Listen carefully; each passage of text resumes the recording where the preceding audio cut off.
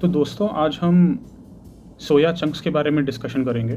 इसके ऊपर काफ़ी वाद विवाद भी मतलब चर्चाएं चलती रहती हैं कि इसे कंज्यूम करना चाहिए या नहीं करना चाहिए एज आर प्रोटीन सोर्स, इसे इंक्लूड करना चाहिए या नहीं। क्योंकि इस पे बात ये आ जाती है कि उसमें फाइटोएस्ट्रोजेंस हैं, वो एस्ट्रोजन लेवल्स बढ़ा सकता है, हमें मतलब हमारे जो मैस्कुलिन फीचर्स हैं वो रिड्यूस कर सकता है, फेमिनिटी इंक्रीज़ कर सकता है बॉडी में।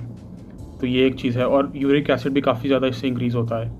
तो उन कारणों की वजह से क्या हमें सोया चंक्स अवॉइड करना चाहिए। तो इसके ऊपर मैं ये बोलूँगा कि सोया चंक्स पहली बात तो बहुत अच्छा प्रोटीन सोर्स है। इसका अमीनो एसिड प्रोफाइल भी जो है काफ़ी अच्छा है and it's a very good protein source.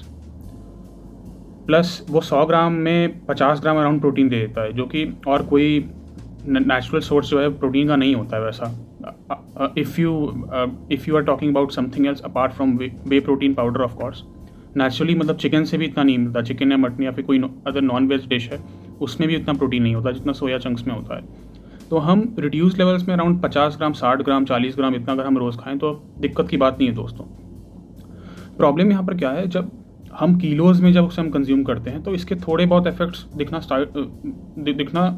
शुरू हो जाते हैं, लेकिन वो एक्चुअली उतने सिग्निफिकेंट नहीं होते। जैसे आप अगर महीनों भर तक अगर आपने लिया और उसमें फिर 1500 ग्राम आपने ले लिया या फिर 2 किलो ले लिया, 1.5 किलो आपने ले लिया, तो उसके थोड़े बहुत इफेक्ट दिखना चालू हो जाते हैं। लेकिन वो तभी दिखेंगे आपको जब आपका लाइफस्टाइल अच्छा नहीं है, जब आपका डाइट अच्छा नहीं है, आप अल्कोहल वगैरह कंज्यूम करते हैं, फिर स्मोक करते हैं, तो उसकी वजह से प्रॉब्लम्स आ सकती है। अगर आप रेगुलरली वर्कआउट अगर आप करते हैं तो भी आपको घबराने की ज़रूरत नहीं है दोस्तों, क्योंकि वर्कआउट करने से टेस्टोस्टेरोन प्रोडक्शन बूस्ट भी होता है।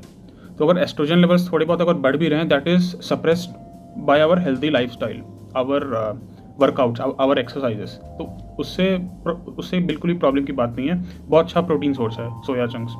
और इसके अलावा दोस्तों यूरिक एसिड की जो बात है, यूरिक एसिड में भी ऐसा नहीं है कि कुछ खास मतलब डिफरेंस नज़र आता है।